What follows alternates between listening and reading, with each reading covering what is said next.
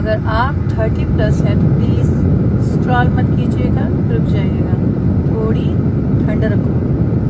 यार क्या आपके साथ भी ऐसा होता है कि 30 के बाद अगर आप अपनी मम्मा को देखो या पापा को देखो तो आपकी उनकी एनर्जी और हमारी एनर्जी को अगर हम साथ में मैच करने की कोशिश करें तो हमें ऐसा लगता है कि हम 70 साल के शरीर को जी रहे हैं।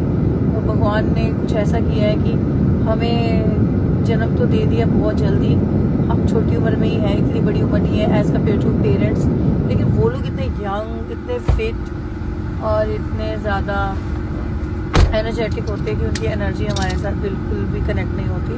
और फिर उसके बाद जो ताने छित्तर खाने, थप्पड़ खाने और ताने सुन सुन के ऐसे लगता है कि भगवान क्यों दिया जन्म।